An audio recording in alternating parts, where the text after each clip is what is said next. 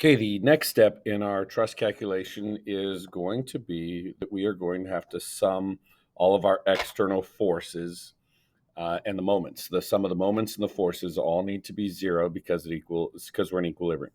So we have our original problem here. So this has got everything. We have our pin here. So this is just so you can see here. We've got a pin and we've got a roller here.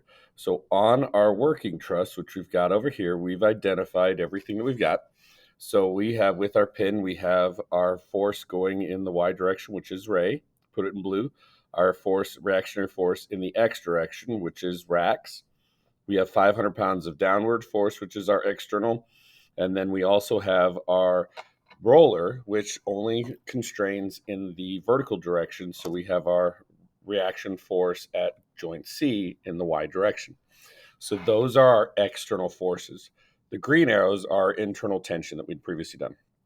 So what we need to do is calculate how are we going to solve this. So I'm going to put this in blue. I'm going to move this down just a little bit so we can kind of see what we're working with. I'll slide that out and move this over here.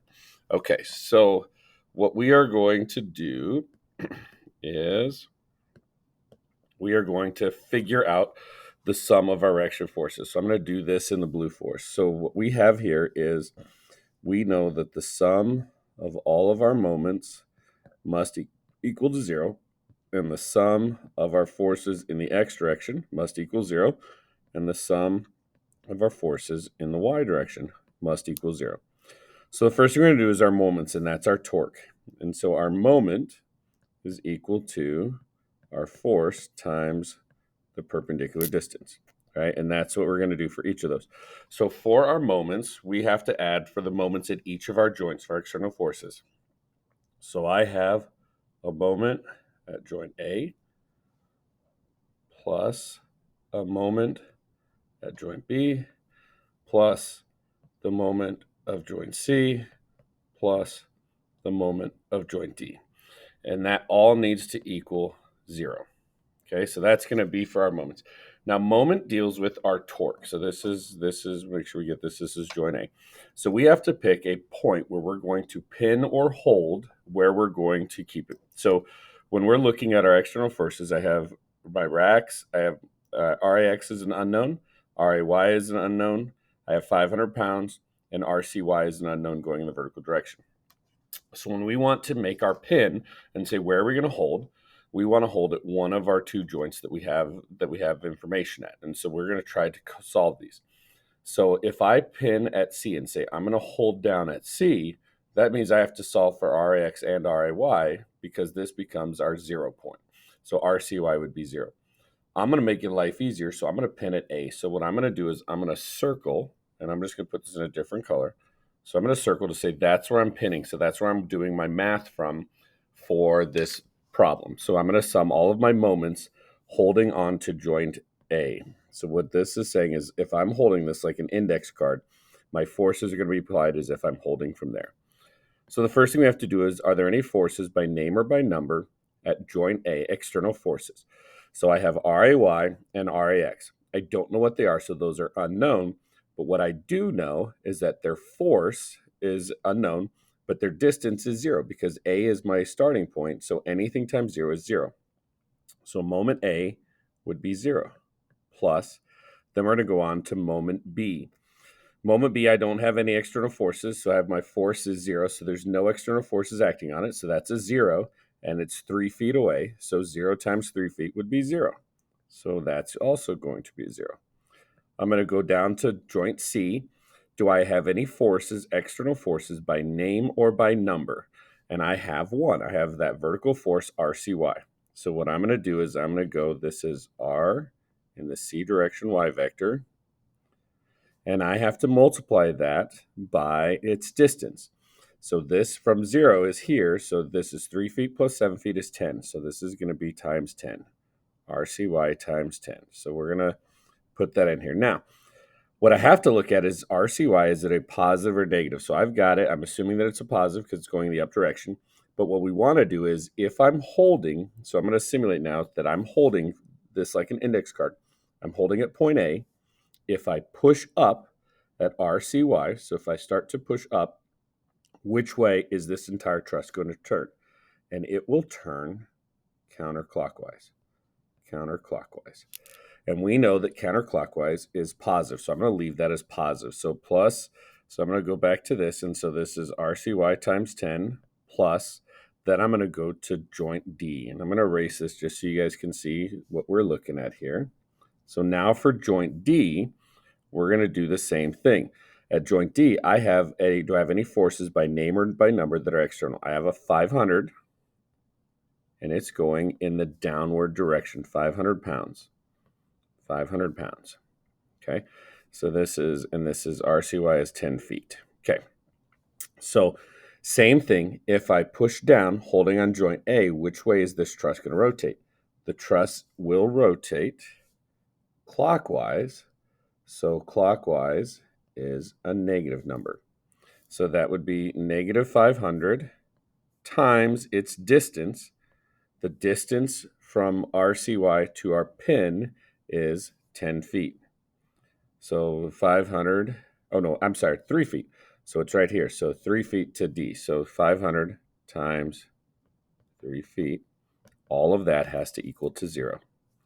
So I'm going to start to add this up. So I have RCY times 10 plus, and this would be negative 1,500 foot-pounds is equal to 0. So I'm going to move this down just a little bit so I can keep doing my math. So RCY times 10 is equal to, I'm going to put this on the other side, 1,500 pound-feet. I'm going to get rid of the 10, so I'm going to divide. So RCY equals 1,500 pound-feet divided by 10 feet. My feet cancel out. So my RCY is equal to 150 pounds. Okay, so I know that my RCY is going to be 150 pounds. So I'm going to go back up to here, and I know that I have 150 pounds. Okay, so now what we have to do is we still have to come up with and figure out what our forces are. So we've done our moments. So we've done all of our moments. Now we're going to do all of our forces. So we're going to do our forces in the X direction. So I'm just going to compartmentalize this off a little bit so you guys can see what we're working with here. And so now the sum of my forces in the X direction has to equal 0. So I have RAX is my only force in the X direction. So if I look at this and I'm going back here, I have just my RAX. That's the only one that I have that's going in the right direction. So that's my reactionary force. So just because we have a force doesn't mean there is a force, right? It's a reaction. So RAX has to equal to 0. So we know that this is 0 for RAX.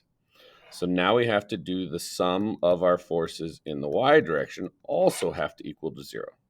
So I'm going to add up all of my forces. So I have my vector RAY plus, now I know this is my 500 going down, so this is going to be plus negative 500 pounds plus, and then I've got it's going in the op direction, so plus 150 pounds equals 0. Okay, so 500 minus 150, so that would give us 350. So this would give us RCY minus 350 pounds equals to 0. So that means my RCY vector is equal to 350 pounds. And so that is going in that's my RAY. That's my RA because we already figured out for RC. So that's my RAY. So RAY is equal to 350 pounds.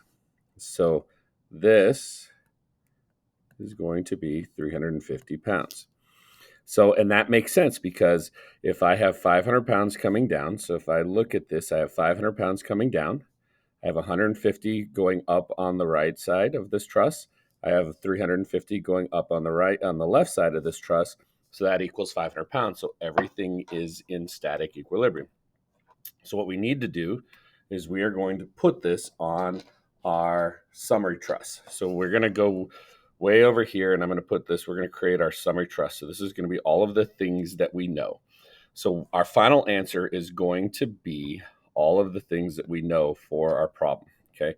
So what we are going to do for the summary truss is we're going to put in everything that we know. So I have my joints here. So I have joint A, I have joint B, I have joint C, I have joint D. Okay, so now what I know is I have at joint A, I have upward 350 pounds external force. At joint D, I have 500 pounds external force. And at joint C, I have 150 pounds external force. So those are the things that I know right now. So those are my external forces. So I do know those external forces. So that is going to be the summary of our step to find our external forces. So we have identified all of our external forces. Our next step is to do the internal forces.